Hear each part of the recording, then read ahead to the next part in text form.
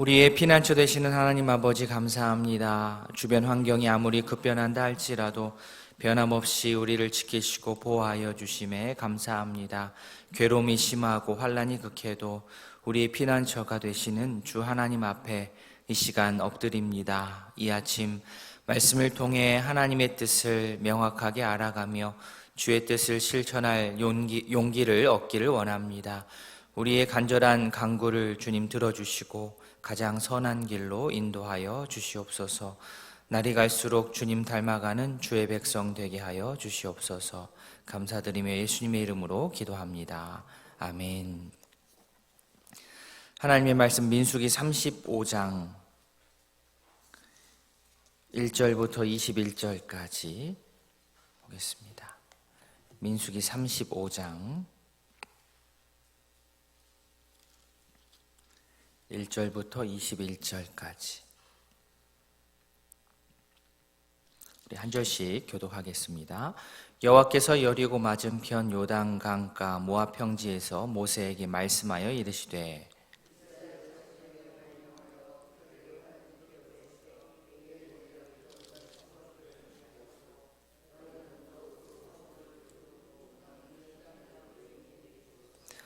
성읍은 그들의 거처가 되게 하고 초장은 그들의 재산인 가축과 짐승들을 둘 곳이 되게 할 것이라.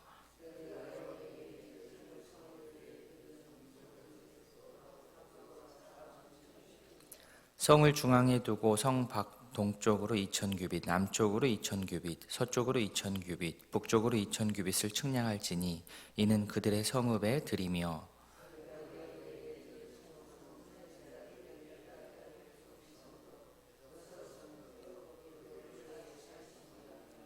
너희가 레위인에게 모두 48성읍을 주고 그 초장도 함께 주되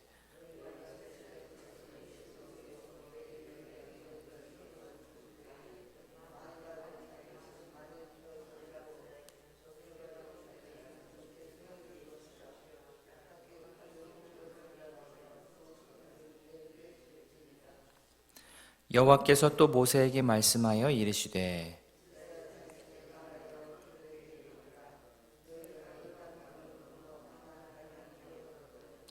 너희를 위하여 성읍을 도피성으로 정하여 부지 중에 살인한 자가 그리로 피하게 하라.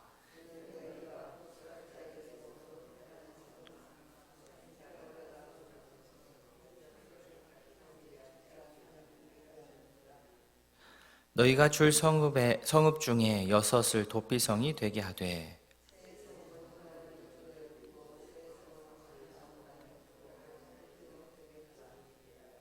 이 6성읍은 이스라엘 자손과 타국인과 이스라엘 중에 거류하는 자의 도피성이 되리니 부지 중에 살인한 모든 자가 그리로 도피할 수 있으리라.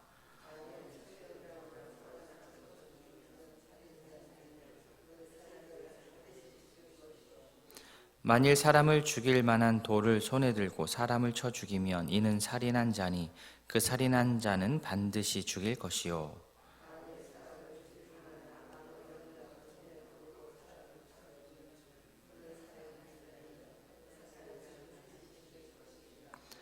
피를 보복하는 자는 그 살인한 자를 자신이 죽일 것이니 그를 만나면 죽일 것이요.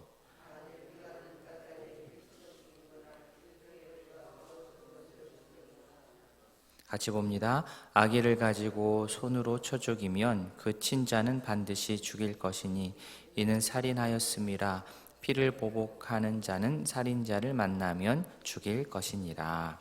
아멘. 이스라엘 12지파 땅 분배 이후에 이제 레위 지파 차례입니다. 레위인들은 이 땅을 상속받지 않은 대신에 가나안 땅에서 48개의 지정된 성읍에 흩어져서 거주하게 됩니다. 각 지파 사람들에게 하나님의 말씀을 가르치고 또 하나님의 거룩하심을 드러내는 사역을 이렇게 흩어져서 지역 곳곳에서 그 감당을 해야 합니다. 그렇게 하기 위해서는 이미 땅을 차지한 레위 지파가 아닌 다른 지파에서 레위 지파를 위하여서 땅을 내줘야 됩니다. 땅도 내주고 또 주변에 초장도 주어서 레위인의 재산인 이 가축과 짐승을 돌볼 수 있도록 내어주어야 합니다. 하나님의 이러한 명령을 이스라엘 백성들이 어떻게 수용하는가가 참 중요합니다. 만약에 좀 이기적인 마음이 생긴다고 한다면 되도록 어떻게 하면 이 레위인에게 땅을 주지 않을까 이런 생각을 할 것입니다. 그러나 레위인들이 각 지파에 들어가서 이렇게 흩어져서 레위인으로서 하나님께 받은 임무를 잘 수행할 때 전체적으로는 그리고 장기적으로는 이스라엘 모든 각 지파에게 큰 유익으로 작용을 합니다.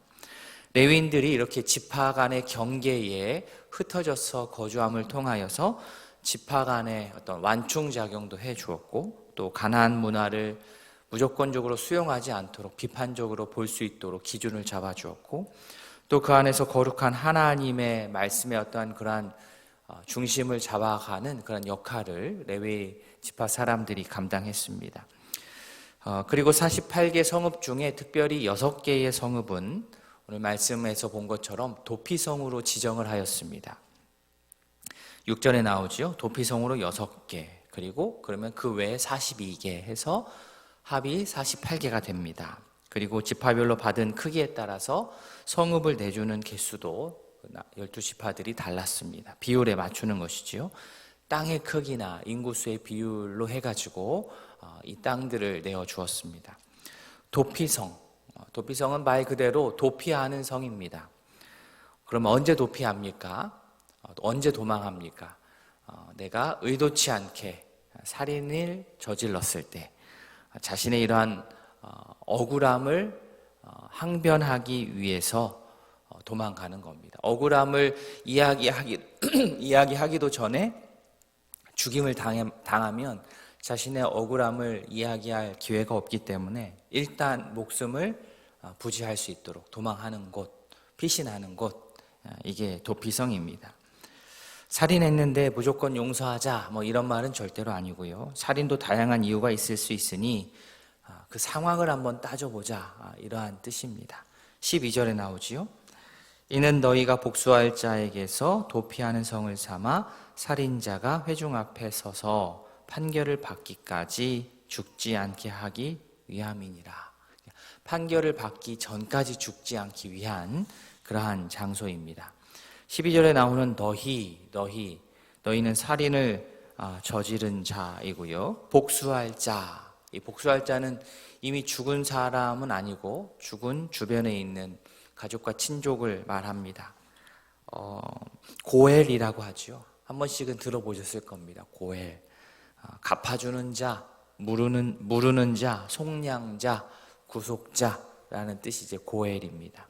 억울한 상황에 있는 사람의 문제를 해결해주고 그를 원상태로 회복시켜주는 것을 뜻합니다. 이 상황에 따라서 고엘의 역할을 하는 어떤 친족의 범위나 어떤 대상들은 그때그때마다 달라질 수 있습니다. 고엘이 당시에는 자식이 없어서 죽은 형제의 대를 이어주는 것을 이제 고엘이 감당을 했고요. 또 어려움에 처해 있어서 잃어버린 땅을 이제 다시 찾아주는 역할을 또 고엘이 했고요. 빚을 대신 갚아주는 거죠. 또 오늘 본문에 나오는 것처럼 친족의 죽음에 대해서, 억울한 죽음에 대해서 그 죽음을 원수를 갚는 일을 또 이 고엘이 감당을 했습니다. 대신 그 일들을 갚아주는 일을 주변 친족들이 하는 것이죠. 고엘은 고엘로서 역할을 감당해야 하는데 단 억울한 일은 발생하지 않아야 하기 때문에 안전장치로 도피성이 존재했습니다. 이 도피성은 이스라엘 자손뿐만 아니라 타국인, 그리고 이스라엘에 거하는 외국인이나 방문자들도 이것을 이용할 수 있습니다. 고의적인 살인은 분명히 안 되는 일이지만 동시에 억울한 보복도 있어서는 안 됩니다. 그런 도피성을 마련해 두었는데 만약에 도피성이 내가 사는 지역으로부터 너무 멀리 떨어져 있다면 어떤 일이 일어나겠습니까? 그 도피성에 이르기 전에 잡혀서 보복을 당할 수도 있는 일입니다. 그래서 어느 지역에서라도 어느 한쪽에서 너무 가깝거나 너무 멀지 않도록 군데군데 이 지역 안배를 하여서 적절한 위치에 도피성을 두는 것이 필요했습니다. 자, 억울한 죽음을 막는 것이 도피성의 목적입니다.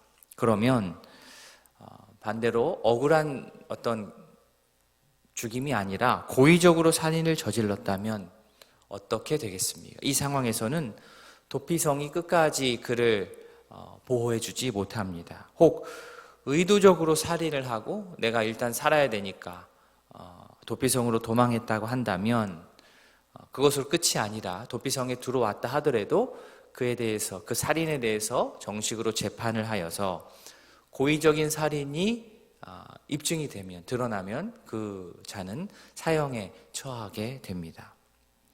그렇다고 하면 고의적인 살인과 고의적이지 않은 살인을 나누어야 할 텐데요. 오늘 본문에 나오는 대로 보자면 고의적 살인에 대해서 16, 17, 18절의 말씀이 나옵니다.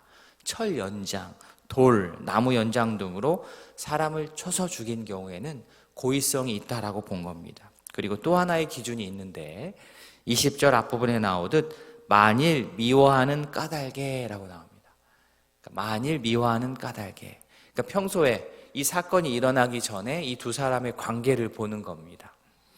두 사람의 예전 관계를 보는 겁니다. 미워하거나 원한이 있는 그 상황이라는 것이 쭉 지속이 되었는데 어떻게 그냥 뭘 던졌는데 그게 날아가서 그 사람이 맞아서 죽었다. 그러면 아무리 자기가 억울하다, 나는 그냥 죽일 의도가 없었다 하더라도 두 사람의 예전 관계가 원수지간이었다고 한다면 이것은 고의적인 살인으로 보는 겁니다. 오늘 말씀을 통해서 물론 구약의 말씀이고 또 신약이 그대로 문자적으로 우리가 가져올 것은 아니지만 이 중심 마음, 하나님의 마음을 우리가 헤아려 보기를 원합니다. 레위인들을 하나님께서 각 지파 구석구석에 속하게 하신 이유, 결국 그들이 가나안 땅에서 하나님을 온전히 예배하고 거룩한 주의 백성으로서 기능하게 하기 위함일 것입니다. 이 시대의 레위인의 역할은 그러면 누가 감당해야 되겠습니까? 그리스도인들 모두가 레위인의 그러한 역할을 신약시대에 감당해야 합니다. 또 그리스도인들이 이렇게 교회를 이루어서 교회를 통하여서 그 일을 감당합니다. 이 땅 곳곳에 주님의 교회가 세워져 있습니다. 여러 세속적인 가치관이 만연하고 충돌하는 이 세상 속에서 교회가 하나님의 거룩하심을 드러내는 역할을 잘 감당해야 될 줄로 생각합니다. 교회가 교회로서 그 역할을 잘 감당하는 것이 이 세상을 잘 섬기는 방법입니다. 이 사회의 윤리, 도덕의 가치보다 훨씬 더 높은 하나님의 가치로 가정을 세우고 이웃을 세우고 주변의 연약한 자들을 돕는 일을 통해서 교회가 속한 지역이 전체적으로 복을 누리게 됩니다. 교회뿐만 아니라 교회를 이루고 있는 우리 믿음의 사람들, 그리스도인들이 레위인처럼 살아가야 됩니다. 내가 속한 그곳으로부터 하나님의 선하심과 인자하심이 더 풍성하게 퍼져나아갈 수 있도록 가정에서, 학교에서, 직장에서, 지역사회에서 영적인 거룩한 책임감을 가지고 기도하면서 주변을 살펴야 할 것입니다.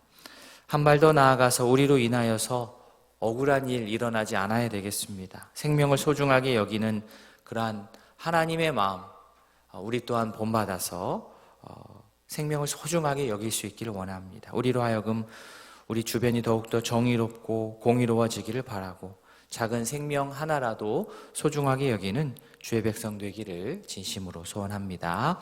아멘. 말씀을 기억하며 기도함과 동시에 우리 집중하여 기도할 두 가정이 있습니다. 박관웅 집사님 가정, 성령 충만, 두 아들 상혁, 상헌, 하나님을 아는 기쁨을 알 수 있도록 형제 구원 주신 사업장 위에 함께 하실 수 있도록 기도해 주십시오. 안정록 장로님, 성령 충만, 자녀들 희성, 예나 가정 하나님과 사람들에게 존귀함 받도록 손주, 소윤, 태인, 태연 주 안에서 만남의 축복을 주소서 기도 제목 주셨습니다. 오늘 말씀과 우리 두 가정 그리고 계속되고 있는 우리 제자훈련 또 수요 기도회 그리고 환우들의 건강 회복을 위해서 특별히 기도해 주시기 바랍니다. 이 시간 함께 기도하도록 하겠습니다.